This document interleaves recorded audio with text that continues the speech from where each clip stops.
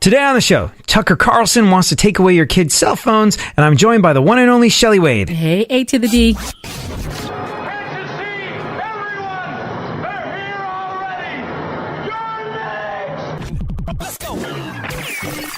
Welcome to the future, where the glass is half full and you'll need new glasses, where you'll be jumping from conclusions. The past is annulled, and a new future is born.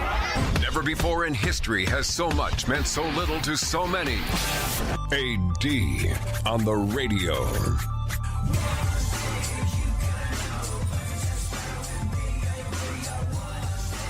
So, you and I have talked about this a lot in recent weeks, about the two-party system, the flawed two-party system that we're forced to deal with every 4 years in this country, going through a bit of an identity crisis on both sides. Now, it's more noticeable on the left just because, there's a bit of a civil war happening on the left as they kind of try and figure out who their hope to defeat Donald Trump is.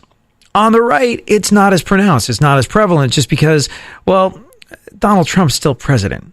A Republican is still in the White House. And there's a lot of never Trumpers that have been like, when faced with a choice, I'd rather have a Republican in the White House, even if it is Donald Trump, who I couldn't stand, versus a Democrat. So there's some never Trump Republican types that have become sometimes Trump. And big part of the reason for that, I think, is because despite the fact that Donald Trump became a Republican about a minute and a half before he decided to run for president, his actions, not the crazy tweeting types of actions, but his actions with regard to policy and stances that he's taking and things of that nature, since he became president, have surprised a lot of folks by being pretty consistent with the overall Republican/conservative agenda. So there's a lot of never Trumpers that are sort of, sometimes Trumpers, or better than a Democrat Trumpers. On the left, though, as people vie for top slot, as people vie for that Democratic presidential nomination, as everybody and their dog announces that they're running for president of these United States of America against Donald Trump in 2020, on the left, you don't know which way is up or down. Beto's the great hope for the Democratic Party. He lost to Ted Cruz. Good. He can run for president. Nope. That was an interesting minute and a half. Now, Beto's entirely too white, too privileged, and too male to speak for all of us. Boo, Beto, boo. Oh, and by the way, Beto, according to Gillibrand, should have given a whole bunch of the money he raised during his campaign to run against Ted Cruz to other Democrats. Yeah, he's facing criticism from Democrats for not giving them his money. Make it that way you will.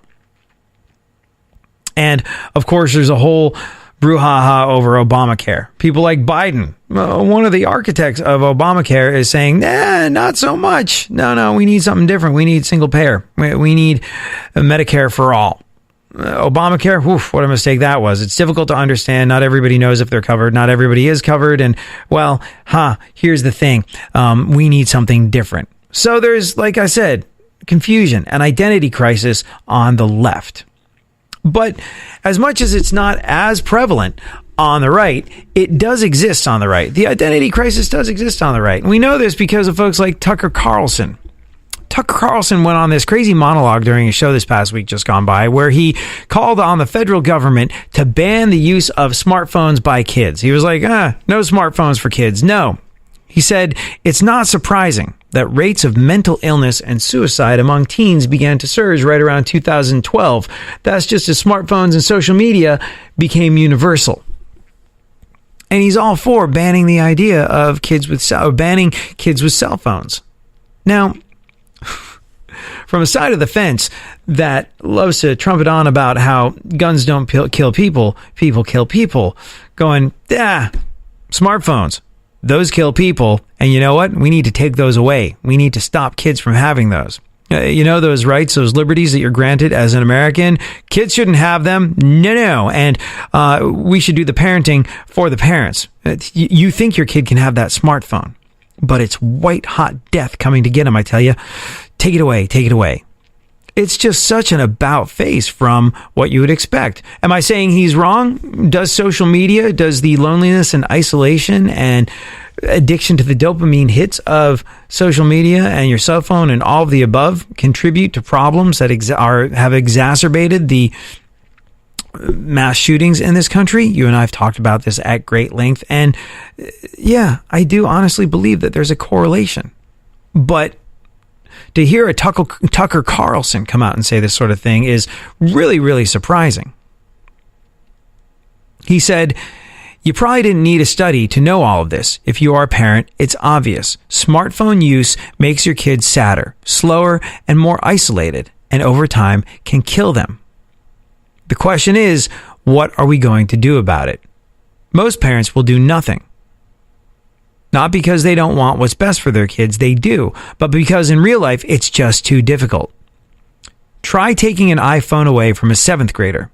You learn a lot about what addiction means. It's like trying to get a junkie into rehab. You cannot do it alone. Parents need help. And there is no reason that the Congress, which made smartphones possible in the first place, shouldn't be part of the solution. So here's an idea. Ban smartphone use for children. Pass a federal law tomorrow. Why wouldn't we do that? An addictive product that science has determined gravely harms kids. Sound familiar? Once upon a time, people actually argued against age limits for cigarette sales. It's hard to remember exactly what their arguments were.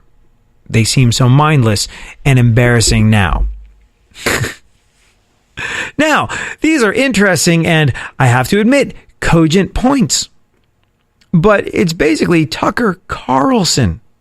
Tucker Carlson. Let's just remember the source here for a second. Advocating for a nanny state.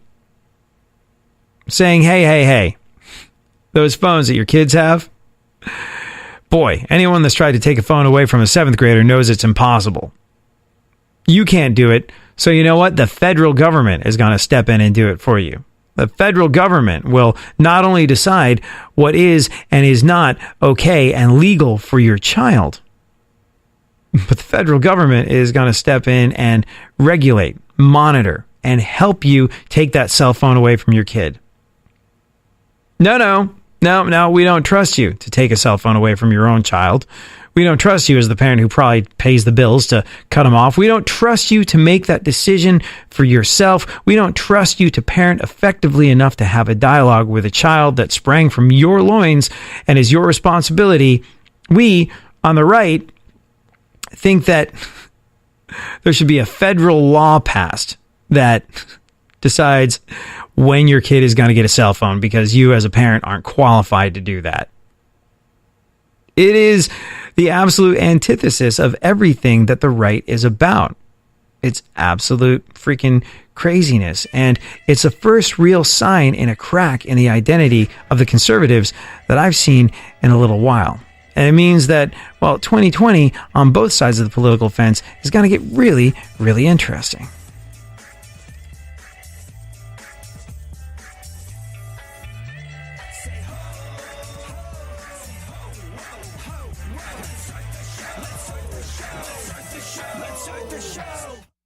Real radio. 104.1. Where the left and right come together for fundamental truths. AD on the radio, on Twitter at ADSXE. I'm fortunate enough to be joined on the show again by the one and only Shelley Wade. Did you watch the big football game that I'm still not sure if we're allowed to mention by name on the air, the Superb Owl? Yes, I actually did watch. And the reason I watched is because I always feel like I have to be up on pop culture. You know, I might have to talk about this on air tomorrow, so I have to watch it. So that's why I watched. Because I'm not the biggest football fan. Right. I mean, I don't dislike it or anything. And as a matter of fact, at the beginning of the season, I really tried. I've mentioned this before. My dad passed away a couple of years ago, and he was the biggest Dallas Cowboys fan I've ever known. Yeah. My whole life. And I tried to, in honor of him, watch the Cowboys all season. I think that ended like 3 games in. I was like, I can't anymore. I can't. Not that I hated it or anything, but I could have been watching ID channel or something, so I just, I bailed. If you're not emotionally invested, it's difficult. I'm not. And you know what? You're from Houston, and Houston is a town with a bit of an identity crisis when it comes to football teams. Like your dad was a Cowboys fan, I'm guessing, because that was the only Texas team. Everybody else in my family loves the Texans. Everybody else. Well, I mean, Houstonians are, if nothing else, loyal to the soil. But you were living in New York when the Texans became a thing, right? So it's hard for you to build up that attachment. Yeah, it's so funny. Like, I'm trying to remember if I've ever gone to any like Giants or Jets games, and I don't think so. Yeah. And the only reason I was at Giants Stadium or MetLife Stadium was to like go to a concert or something. So no, I didn't do the football thing. I love basketball. That's really my sport, to tell you. Are you a Rockets fan? I am. Oh God, it's so nostalgic thinking back in the 90s when they won those back-to-back championships. Oh. Well, loved it. People that are listening on 950 AM, KPRC, Houston's more stimulating talk radio now, know exactly what I'm talking about. But up until the Astros won the World Series, the Rockets were the only championship team that Houston had. And Houston is a ferociously proud, loyal to the soil type of town. Yeah, we're proud of being Houstonians. We're proud of being Texans. Yeah. And, the Oilers got us close, but, Baum and the guys couldn't do it, know? And so when the Rockets did it, it was just like so glorious and so fond. I still am filled with joy thinking about it. See? It's interesting, like growing up in England, it was difficult for me to get into American sports. Like I played rugby and I played baseball and I love baseball. Like baseball, somehow I managed to cotton on to that. Yeah. I was able to keep up with it. Go Mets, right? Yeah, let's go Mets. Absolutely, 100%. But like, it was very difficult for me to follow things like football and basketball. So I went to my first basketball game when I arrived in Houston. I moved from London to back to New York, where I was originally from. Moved from New York to Houston, and one of the first things I did when I got to Houston was I went to a Rockets-Lakers game. Oh, wow. And like, I was like, okay, a basketball game. I've never been to one of these before. This should be interesting. Let me see how it goes.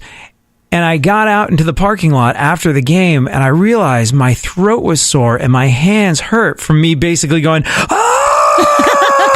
the whole time. I mean, this was Shaq Yao grudge match. This was some serious stuff, but it was one of the most exciting things I've ever seen. And you know what? I can't watch basketball on TV, but if you ever want to go to a basketball game, I am there, and I kind of don't care who it is. Yeah, it's so exciting, AD. I know one of the things I love about basketball is how fast paced it is. Yeah, it's like it's just going, and like defense, everybody stomping, and I think it's my favorite sport because I grew up watching my brother play basketball. My brother Stacey Belcher, for my fellow Houstonians, you may remember him if you remember Phi Slamma Jamma back in the 80s when the University of Houston, it was such an amazing time. Wow. Akeem Olajuwon, back when his name was Akeem, Olajuwon and Clyde Drexler and all of them. Clyde the Glide. My brother actually played on that team. He came probably a couple, 2 years maybe after, that all started. But we were in the midst of it all. And my family used to go to all of the games to cheer them on. And then after the games, they would, have dinner for the family in the Red Room at Hofheinz Pavilion. I think they recently tore that down, right? Didn't they tear down Hofheinz and open up a new, when I was in Houston for the holidays, I think I remember them saying they were opening up a new arena, and I was like, God, I never passed by it. We were in Third Ward. We were, passing by all these different places, but I didn't go actually over there to see it. But I have to make sure I do it. But I digress. Grew up watching my brother play basketball. It's probably why it's my favorite sport. Well, I mean, also, look, hundreds of points get scored in basketball. Yeah. You can't turn around because you're going to miss something bone-chillingly exciting. Meanwhile, you have the biggest football game of the year, and you get to the third quarter, not a touchdown scored. God. It was so record-breakingly dull. It was so boring. So boring. And I was like, oh my God. It got exciting kinda in the last 10 minutes. No, it didn't. Kinda, sorta. Nah, it's just like... It was just like, oh my God, wait a minute. Oh my God, can I tell you something real quick though? Yeah. My mother ruined it for me because I watched the game at home by myself. I didn't feel like going anywhere. I went and got me some wings the night before and everything. So I'm watching the game, and so I put it on pause so I could, do a few things. Oh. And so I'm watching it, and it's in the fourth quarter with I don't know, 7 minutes left, and it's still tied. And, and it was I think still 3-3. Yeah. And then I get a call from my mom, and so I paused it. Oh, Mama! And I paused it. I'm like, hello? Mama was like, Shelly, they did it again. Oh. I was like, no! And she said, the Patriots won! I was like, no! I was like, Mama, I was trying to find out myself. I paused the game and you just ruined it for me. And she just took out all the enjoyment for me. It was such a terrible... It's a horrible thing now. It's impossible to avoid that kind of thing because there's a very famous, there's a famous scene in Seinfeld where he picks up the phone and instead of saying hello, he goes, if you know the score of the Mets game, I taped it. I'm trying to watch it now. Don't tell me. Hello? And I should have said that to my mom. But see, my mom and I don't regularly talk football. Right. So there was no way that I would have expected her to pick up the phone and her ruin the game for me. It was a horrifying nightmare. But anyway. So what were we talking about? Sorry. Oh, no, it's crazy. How boring the game was. I agree with you. Oh, unbelievably dull. Halftime was boring as well. I typically like Maroon 5. Got to support Travis Scott because he's my fellow Houstonian. Right. That was exciting for Houston. Outkast. Yeah. So I like Big Boy. Wish Andre 3000 would have come out with him. So however, it was all very boring and the performances didn't mesh to me. So, when they brought on Big Boy, here's the thing. They didn't do a Big Boy solo song because can you name any of those? No, you can't. So they got him to do his solo song from that the Outkast double album where it was an Andre solo record and a Big Boy solo record. And I was like... Well, that was one of his biggest hits. That was one of his biggest hits. But at the same time, it's just oh, hey, look, it's not Outkast. Or, oh, hey, look, it's half of Outkast. But really it was an Outkast song. And I was just I understand it was Atlanta. But, come on, you could have gotten TLC to be there. Or you could have gotten, all of Outkast to be there. It's just you have so many options. But, and that's the best you could come up with. I would have to assume that Andre 3000 be white. Because he's, one of those really conscious rappers. Well... Sometimes, but I would have to assume that he probably is with Cap and would not have wanted to perform during the Super Bowl, in honor of Colin Kaepernick. Well, I think so. That would be my assumption is why he didn't come out. Well, and also he didn't. They haven't played together in a really long time. Yes. And I don't remember what it was, but the last one they did was big. I think it was a big festival performance, and it was oh my gosh. They did Coachella, and I think they did another festival after that, but Coachella, and there was part of it where Andre was his back was facing the audience. Well, he was dogging the whole experience. He was this is stupid. We were going through the motions. This was the wrong thing to do. So, whether or not it was a political statement, I think he was just, he's over the whole Outkast thing. I don't know if I want to say he's over the Outkast thing. We don't know what's going on in Andre's head, but what I will say is that he's one of those sensitive artists that, he really has to feel it. And he hasn't been feeling the Outkast thing, which breaks my heart because I would love to see them back together, or at least Andre to come out with something. The last big thing I saw him do was the Hendrix movie. Which really didn't, it got some friction a little bit, but it wasn't this huge It wasn't mega the hit. big deal that it was supposed to be. And I think part of the reason why it wasn't a big hit was it was difficult getting him to do promotion stuff because he wasn't feeling it. For whatever reason, he's not into that stuff, but I wish he were because I absolutely adore Andre 3000. Yeah. I wish I could tell my boss that. Yeah, not feeling it today. Figure it out.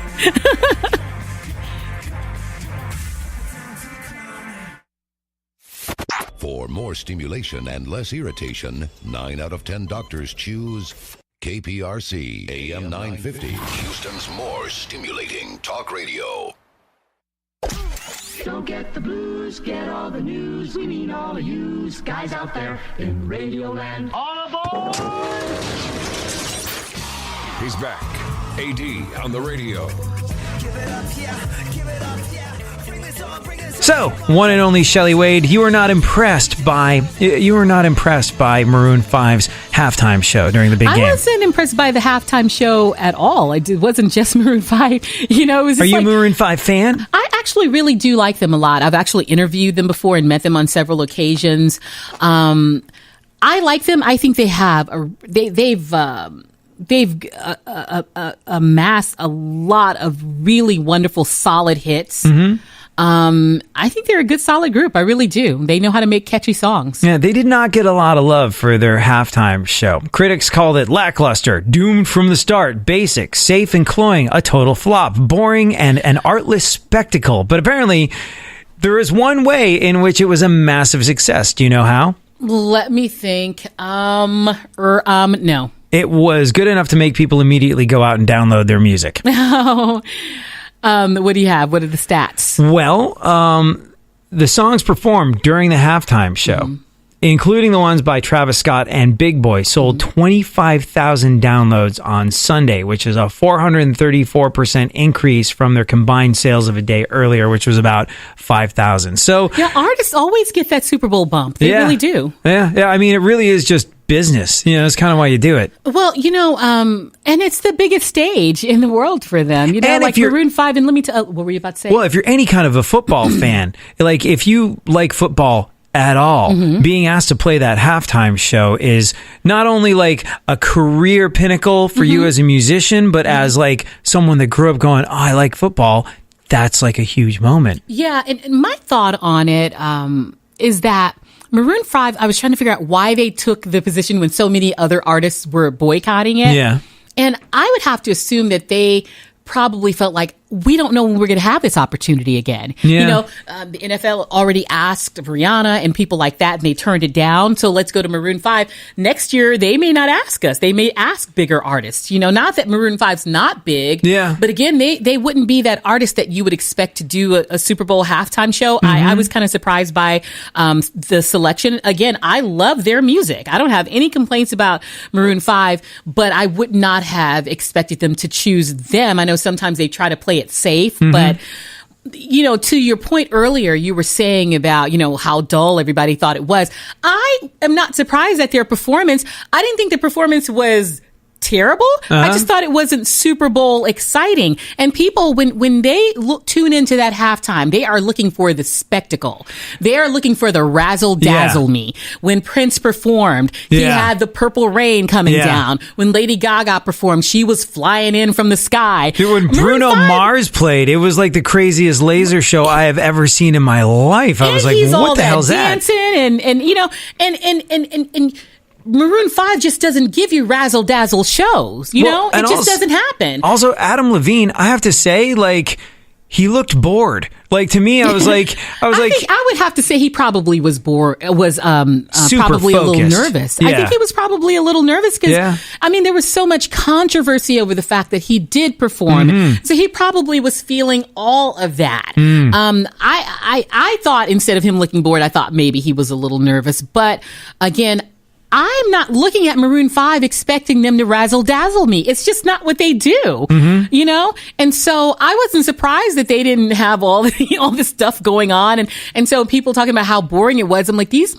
people must not really know Maroon 5 if they were expecting anything other than what they got. I mean, like, they have some sort of, like, I don't know. I don't know the music of Maroon 5 that well, but like, the closest thing I could compare it to is like if John Mayer played the halftime show, probably pretty dull. You know, like he's a guy who's like, if your shtick is you stand there and sing and play, it's then not Super Bowl spectacle worthy. Yeah, it's not. And you look at Adam Levine on The Voice. You know he has a funny personality. You look at John Mayer. You know he tries to be funny all the time. That does not translate into razzle dazzle me during halftime at the Super Bowl. All right, I have a question for you, and this is unrelated, but bringing up razzle dazzle. Do you remember when Ed Sheeran played with Beyonce and he caught all this flack because Beyonce was decked out like Beyonce and he came on in jeans and t-shirts, and, which is what Ed Sheeran does. Yeah, and then the internet lost its damn mind because people were like, oh my gosh, this just shows the unfair expectations that we put on female artists versus male artists. You have to look and sound a certain way, and you know Beyonce went through all this effort and he just showed up looking like a slob. Well, you know, first of all, you can't really care about what the internet says. is because there's always going to be someone who hates what you do, and there's always going to be someone who loves what you do. But Ed Sheeran knows his brand. That's what he does. He shows up in what he showed up in, and Beyonce did what she does. And they both were aware of the other's different style, and they were okay with it. Yeah. It was the weirdest thing that he caught flack for being himself. And also, if you decide to make a life in music, guess what? A big part of the reason you do that is so you can dress how you feel. Yeah. Like Beyonce has clearly made it her business to become a diva, and it makes sense to wear those outfits. Beyonce's one of those razzle-dazzle people. Exactly. This is why she does so well with the Super Bowl, right? Also, case in point, he's managed by the king of razzle-dazzle, the king of over-the-top outfits, the king of sequins, the king of all this stuff. Elton John is his manager. So he has a touchstone for all that. If there's got to be a moment where someone say, "Hey, how about some sequins, kid?" But that's not Ed Sheeran. That's his charm, though. Exactly. That's what everyone loves about him, that he's not doing that in the midst of everybody. And I love the people who do it, but I also appreciate Ed Sheeran because he doesn't feel obliged to have to do it. He is just in the midst of all of these razzle-dazzle me people. He is still selling out concerts and millions of records because he is just who he is, and that's the come out in the jeans and whatever kind of shirt outfit. This is how much he can't be bothered, and I love this about him. Like, he makes records, and there's other things on it besides him playing his guitar. But when he plays live, it's just him and his guitar. He doesn't get a band. He doesn't get backup dancers. It's just him and a guitar. That's how he tours. Doesn't matter how the record sounds. He's going to go out and sing and play, be there in his jeans and his t-shirt, and that's it. And I'll never ever fault Ed Sheeran. Some of his music I like, some of it I don't really care for, but that was a guy who, and it's interesting because he wanted to clarify it. First of all, how can you not care for any Ed Sheeran song? All of his songs are amazing. Well, but that's just me. Potato, okay, I'm listening. Potato.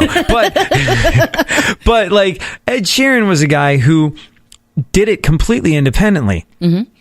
He clarifies he wasn't actually homeless, but there would be nights where he was like, okay, it's just me touring around the country, me and a guitar. Sometimes I have enough money to get like a little bed and breakfast or crash at a hotel or something like that. Or other times I the don't. Struggle is real. Or sometimes I crash at a fan's house, but there's times. What? That's a big part of the punk rock community. People are always offering you food and places to stay and all this sort of stuff. When you're doing it DIY as a musician, there's sort of like some towns where you're going to have fans that support you in that way. But there were times where he was just like, I'm just going to sleep on this bench at the train station and catch my first train tomorrow morning. So he actually slept rough for the sake of his career. And did you know that Ed Sheeran, is a weird tangent we got on, but it just always impresses me when I think about him. He got to a point in his career where he was offered his record deal, and he had to think long and hard about whether or not he wanted to do that. For the sole reason he went through this like independent distribution platform. It's like CD Baby or TuneCore or something like that. It's one of these things where you upload your music and it'll put it on every digital distribution site for you. Yeah. And you just, your music sells and you get checks from that. And he said when he was offered his record deal, he got his TuneCore check, and it was for $500,000. And he did that off of his own back. Just a guy sleeping on a park bench when he needed to get to the next town to go sing and play, just him and his guitar. And it's just like, that is about as real as it gets. And he only took the major label record deal because he went, you know what? Here's a check for $500,000. As an independent artist, it doesn't get much bigger than this. And if I want to move on, I gotta do the next thing. And he did. Yeah, and that's kind of like the quagmire of artists like Chance the Rapper, because again, he was doing extraordinarily well without being signed to a major label. I don't think he's signed to one yet, is he? I'd have to go and do my research, but all these labels are clamoring for him because he was doing so well, selling out concerts without even having a record deal, and creating that success and those relationships with the fans around the country, around the world on his own, much like you said, Ed Sheeran did. And, so that has to be a quagmire. Do I sign with a label? Do I whatever? But listen, you sign with a label, maybe you're more likely to get on, radio stations. If you're an artist, maybe that's a dream of yours to drive around and hear yourself on a station. But I would have to do research on that. I don't have a computer in front of me to see whether Chance is signed, but, that when you were talking about Ed Sheeran and being independent and whether to sign with a label or not made me think about Chance the Rapper. All I know is that whenever you say Quagmire, all I can think is giggity giggity giggity goo.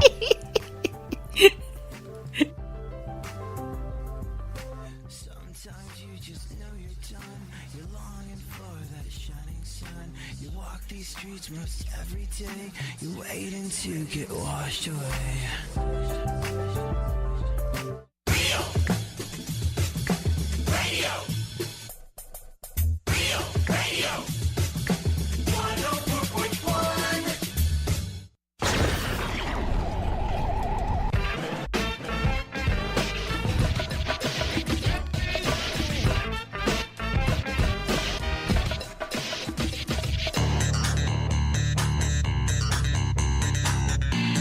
Now, more AD on the radio.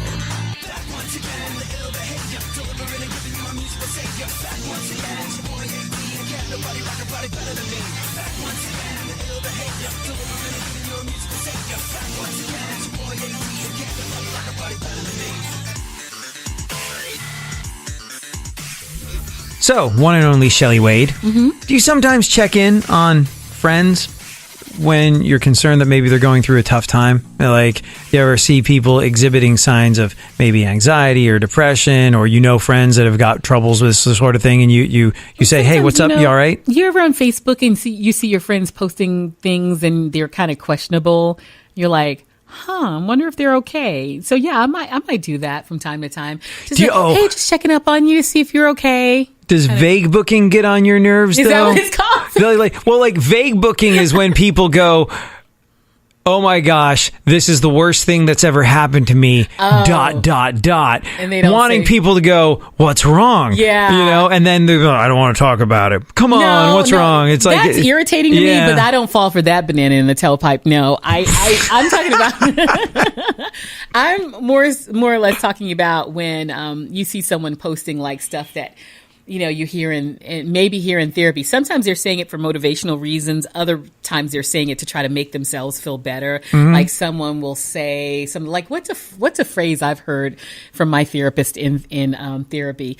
They'll just say something like, I don't know, I can't think of a specific therapy phrase, but they'll like say something like that, and I'm like, ooh, wonder if they're okay. Let me check on them. Because sometimes people are crying out for help when they say certain things. Right. So it's not so vague as much as, if you know a person, you can read behind the lines and see maybe something's bothering them. But the vague book, no, I don't booking. like that's cute. I've never heard that phrase, that term, but that's irritating to me when someone like wants you to like ask them like, no, just come out. If you need to talk about it. Yeah. Don't try to get me to be like, oh my God, what's wrong with you? So I find the vague booking thing irritating as all get out, but by the same token, I think sometimes it's what people do when they maybe don't feel comfortable asking for help or comfortable. So you'll feel a sense of duty to. Well, generally speaking, no, because what happens in those situations is they do it and then immediately 25 people go, what's wrong? Because not only do they care, but also their curiosity is aroused. They've fallen subject to a tease, as we call it in the radio business. Like, what's wrong with me? Tune in at 11 to find out. I guess I don't know what it is, but I'm not like, for me, I'm not so curious as about to like, if someone does a vague book posting, I'm just kind of like, whatever. It's not that I don't care, but I'm just kind of like, if you need to talk, say it kind of person. Mm-hmm. I'm not that person that's going to fall for the tease. Right. So I don't know, but I do care. I am a caring person, but not for vague book posting. Have you ever been concerned about the person running a large soft drinks social media account? No. The reason I bring this up is during the big football game the other day, you ever drink Sunny Delight? I think I may have had it once in my life. That was a lot of years ago. See, like, I enjoy it. So funny. Like, I wasn't allowed to have Sunny Delight when I was a kid because my mom was like, oh, it's got to be all natural, no sugar, no added whatever. And like, there's really, I don't think too much that's natural about Sunny Delight. I haven't read the ingredients, but I know it's definitely on my mom's you can't have that list. And so like occasionally I get to go over to a friend's house and I would have it. I'd be like, oh man. And I can't remember who the comedian was. A little while ago, I had Sunny Delight, And it was because some comedian brought it up.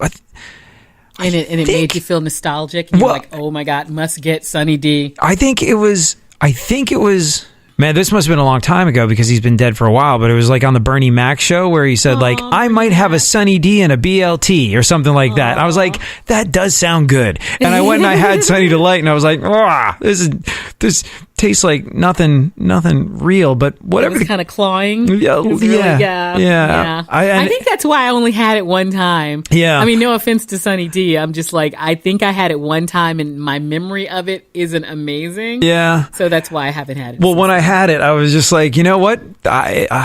Props to Mom.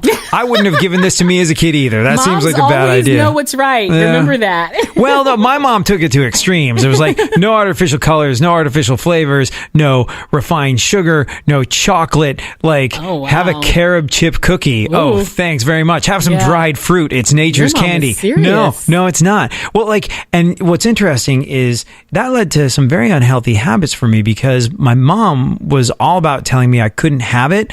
So now to this day, I was only allowed to watch 2 hours of TV a week. I was only allowed to have all natural food, no soda, no sugar, all this sort of stuff. So Your mom was hardcore. And so to this day, I can sit in front of the TV for hours at a time, drinking Mountain Dew, eating gummy worms, going, "Ha! You said I couldn't, and now I am. What you gonna do? What now, Mom? What now?"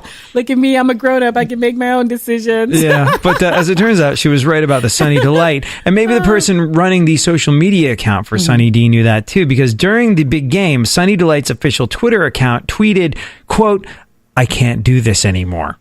What? Yeah. Maybe that's one of those vague book postings. Exactly. Maybe the person there was talking about the boring game. Maybe they were talking about the uninspired commercials, or maybe they were actually depressed and going through something. And a lot of people reached out to make sure that Sunny Delight, or the person running the Sunny Delight social media account, was okay. I'm like one of those people that I would have been, because I always have my side eye on somebody or my eyebrow up on somebody. So I would have been like, they're just trying to get me to, to talk about Sunny D. Like what did they say? I just can't take this anymore. That's what I would have thought. I can't do this anymore. I can't do this anymore. And I would have been like, okay, nice try, Sunny D. Maybe Sunny would have been one of those people to move on. Maybe Sunny D tried to buy a commercial during the game and got rejected or something. I don't know.